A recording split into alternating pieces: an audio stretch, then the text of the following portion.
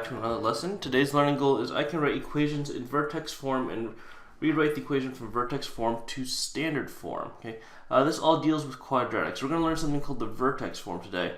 And standard form, we know it as ax squared plus bx plus c. Okay, so remember that's vertex form. So we're going to talk about something called, or excuse me, that's standard form. We're going to talk about something called vertex form. Ms. Collins asked her class to graph the function g of x equals 2 parentheses x minus 3 squared plus 1. Using your knowledge of transformations, describe how each part of the g of x highlighted below will affect the parent function f of x equals x squared. So here we have this 2 and it's outside the parentheses, which means that we're going to have a vertical stretch by a factor of 2. We're going to multiply all the y values by 2. Minus 3 inside the parentheses means that we're going to the right by 3. So shift right by 3. And plus 1 means we're going to shift up 1. So let's start with the multiply by 2. We're going to multiply all our y values by 2. So we're going to have a spot right here, and then 2, this was 2, 4, so it should be 2, 8. So 1, 2, 3, 4, right here, and right here. Okay, and then we're going to shift all those dots, including the origin right here, shift it to the right 3 and up 1. So it's going to be to the right 3 and up 1. So our vertex is right here. Here to the right 3, up 1. So right here, opposite right there. And from here to the right 3, up 1, to the right 3, up 1. And so our sketch of our parabola should look something like that, with the axis of symmetry at x equals 3. So here it says find the vertex. Our vertex is therefore going to be 3, 1. Where do the values of the vertex appear in the equation of g of x? Well, we can see that it's right here and right here. Okay. So the x and y coordinates of the vertex are the horizontal and vertical shifts of the function. So the function g of x is written in vertex form, which is described below. Complete the box and then use the definition of vertex form to identify the vertex of each function in the table. So here it's a parentheses x minus h parentheses squared plus k equals f of x. Okay, where hk is the vertex. And notice how this is a minus sign, so it's going to be opposite of what it's in here. And the values of a determines which way the parabola opens. So if it's positive, it opens up. If it's negative, it opens down. And how wide the parabola is. Okay, remember that numbers greater than 1 will make it narrower. Numbers less than 1 will make it wider. Because greater than 1 is vertical stretch. Less than 1 is vertical compression. So here, we don't have any changes to the way it looks. It's not going to be wider or narrower. It's just going to be our standard parabola. And here we're going to have a to the right 5 and up 2, so our vertex is 5, 2.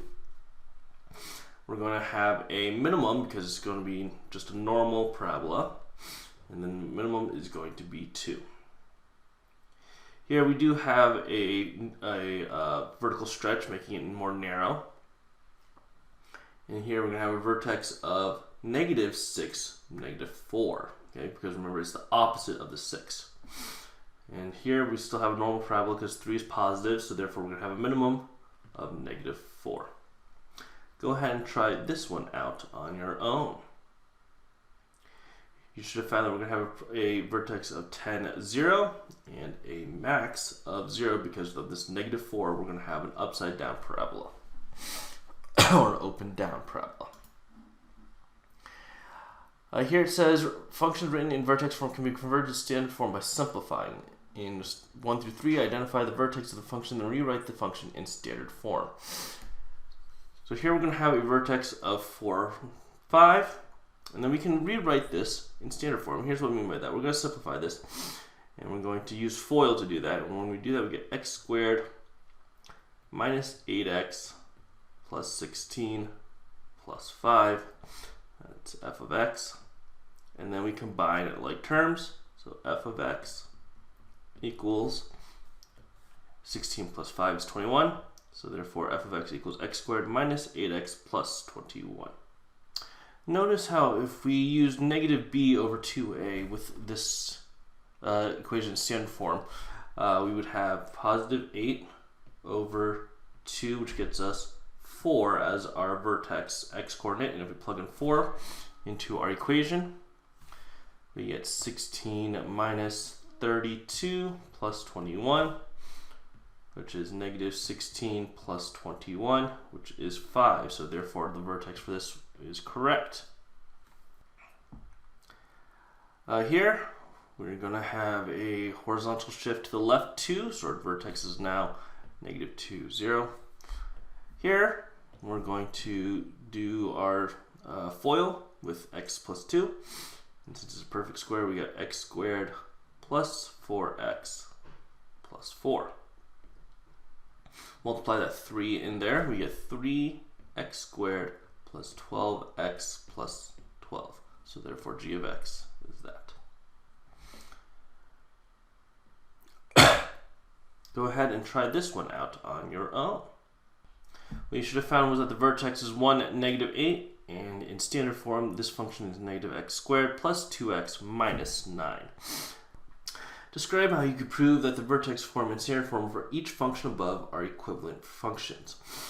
Well, we already showed that you can use the negative b over 2a to make sure that they have the same vertex. That doesn't necessarily mean they're the same function. But one way you can prove it using your calculators is by graphing both in your calculators and seeing if they are the same function. Okay? So since you have a calculator, you should be able to determine if you have the answer correct. Vertex form can be used to write equations, quadratic equations, when given the vertex and another point on the graph. Use the steps described in the box at the right to write quadratic functions using vertex form. So first, we have to use the hk to get the transformations of vertical and horizontal. Then we can plug in our other point and then solve for a. Okay. And then substitute a back into our equation to get the vertex form. And if necessary, if the question requires you to, write it in standard form. So let's try that out. Here it says the function g has a vertex at 1, 1 and passes through the point 0, 2. Write an equation for g of x. Well, so that means that we're going to have a x minus 1, because remember it's the opposite, because we have a 1 right here, so we're going to have a minus 1 right here, squared plus 1. And what we're going to do now is we're going to substitute in 0, 2 in for our function. So therefore we're going to have equals 2, and then we're going to rewrite this x as 0. And then we're going to solve for a.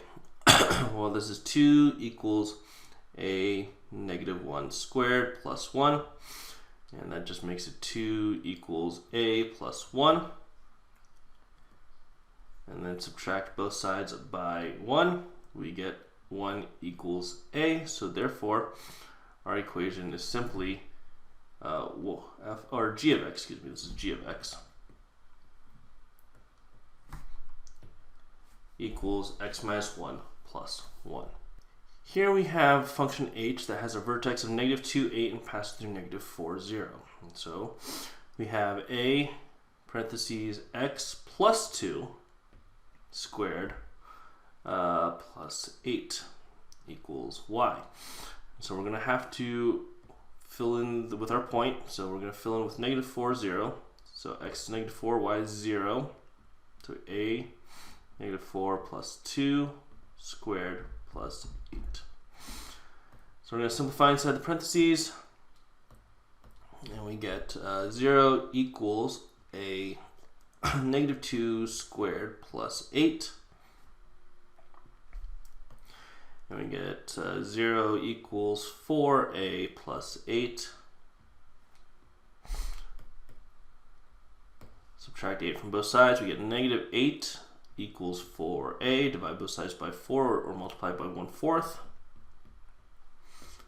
We find that a equals negative 2.